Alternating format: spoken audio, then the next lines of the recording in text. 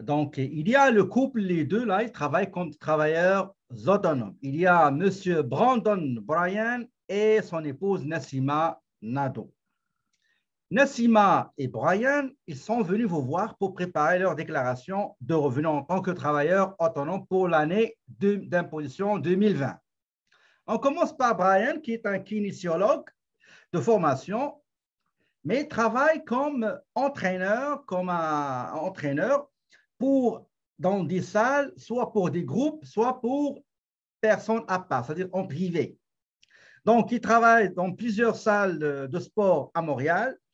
Il fournit des services d'entraîneur personnel de conditions physiques, soit pour groupe, soit pour privé, ou bien en privé. Donc, ces recettes, soit il donne des services pour des groupes dans des salles, autre type de recettes, c'est dans les salles, mais avec individuellement. Okay? Donc, ils ont des cours pour des individus en privé. En 2020, il avait un bureau. Donc, il avait un petit bureau qui se trouve à 100 avenue Abraham à Montréal. Le loyer qu'il paie est de 459,90 taxes incluses par mois. Okay? C'est le loyer mensuel, et non pas annuel.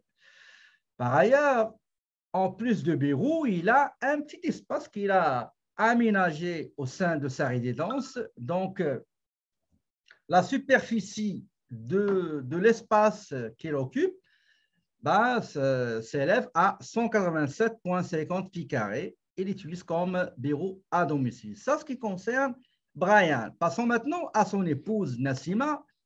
Elle, il exploite tout le sous-sol pour donner des cours en présence et en ligne en ce qui concerne 3 langues. La langue anglaise, allemande et le mandarin chinois.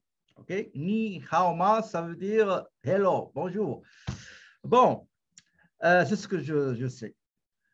La superficie du sol qu'il exploite, c'est 600 pieds carrés. OK? Alors que la superficie totale de la résidence, c'est 1500 pieds carrés. Donc, la superficie de l'école ou bien des salles qu'elle utilise pour enseigner 3 langues, la superficie, c'est 600 pieds carrés. Et la superficie totale de toute la résidence, c'est 1500 pieds carrés. Dernière information, c'est que Bryan ainsi que son épouse Nassima, ils utilisent leur voiture et leur téléphone dans les deux affaires, dans les affaires personnelles et dans les affaires professionnelles. Il y a quelques informations personnelles que vous allez entrer dans la partie concernant le formulaire des informations et renseignements personnels. Nom, prénom, date de naissance, NAS, patati, patata, blablabla, blablabla. Tout ça, c'est facile à saisir. Les activités exercées, lui, c'est un entraîneur personnel de conditions physiques. Elle, c'est une formatrice professionnelle en langues étrangères. Les entreprises, Bryan, il travaille sous son nom, Brandon Bryan, et son épouse travaille sous la bannière Smart Long. Entreprise individuelle enregistrée, j'ai mis non, j'ai mis oui. Normalement, j'allais les enlever, j'ai oublié, c'est pas grave.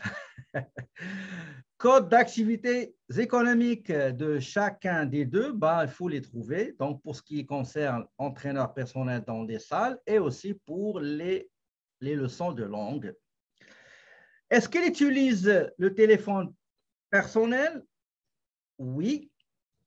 C'est quoi la part, le pourcentage de l'utilisation personnelle du portable? Donc, vous avez 35 pour Bryan et 80% pour Nassima.